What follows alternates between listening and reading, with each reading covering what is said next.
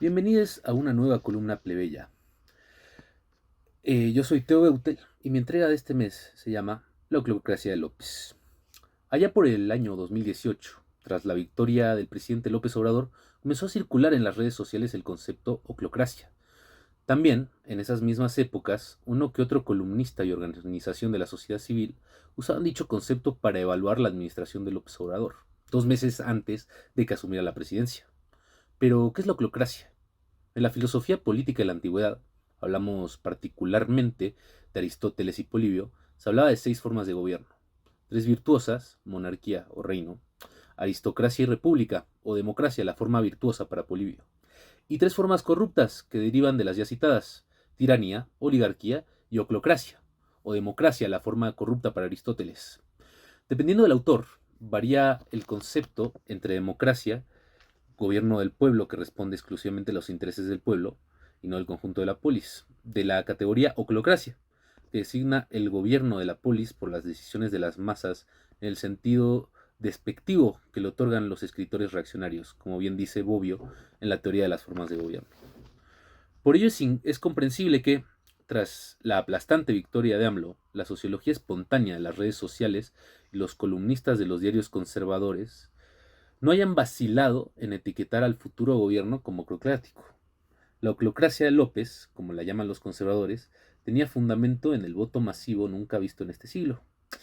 Fuera de este absurdo ejercicio de etiqueta política, algo más pretencioso de quienes hablan del tirano de Macuspana, puede resultar interesante verificar las predicciones que realizaban los conservadores allá por octubre de 2018 con su bola de cristal. ¿Hace falta recordar que AMLO asumió el 1 de diciembre?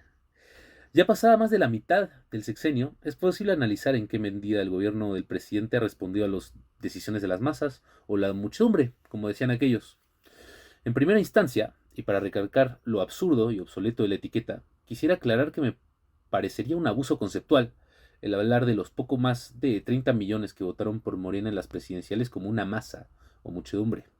El voto masivo no equivale al voto de las masas. Una muy buena parte de las personas que votaron por López Obrador no congeniaban con la totalidad de sus propuestas de campaña, o con ninguna, pero querían un cambio. Otra parte de las personas que sí estaban de acuerdo en su totalidad no congeniaban por las mismas razones. El afecto hacia la figura del hoy presidente no se desarrolló de la misma manera en el albañil del Estado de México, el pequeño empresario de León, la recepcionista de Quintana Roo o el migrante de San Quintín. Sin embargo, todos estos personajes votaron por él por sus propias convicciones que, evidentemente, no son las mismas.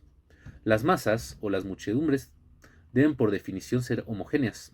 Además, es condición que puedan reunirse en un solo lugar, a practicar una misma acción. No es el caso de quienes en 2018 votaron por AMLO. En segunda instancia, y prosiguiendo con el análisis, el concepto de oclocracia, las masas gobiernan sobre toda la polis, sirviendo únicamente a sus propios intereses. El presidente no gobierna únicamente para quienes asistieron a sus mítines en el Zócalo capitalino o cualquier otra parte del país. Tampoco gobierna solo para las y los votantes de Morena. López Obrador gobierna para todos los mexicanos. Y a pesar de respetar la voluntad de las mayorías, no permite que ésta se imponga injustamente sobre los derechos de las minorías.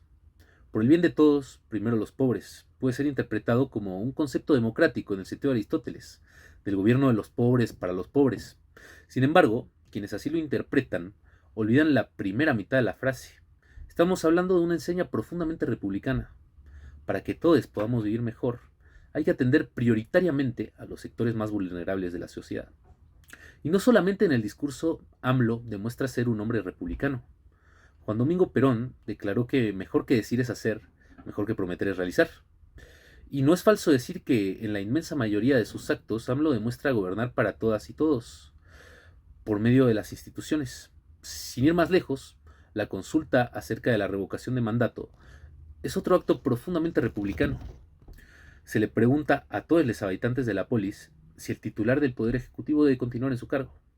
Resumiendo, si somos rigurosos con la aplicación de los conceptos, el gobierno de López Obrador no cumple de ninguna forma con el concepto de oclocracia, tampoco con el sentido negativo que supo tener la democracia. La cuarta transformación, sin embargo, sí parece, de momento, una transición de una oligarquía, unos pocos que gobiernan para unos pocos, hacia una república, donde el gobierno es de todes y sirve los intereses de todes, la más virtuosa de las formas de gobierno. Le agradezco su atención, yo soy Teo Beutel y nos vemos en la próxima entrega.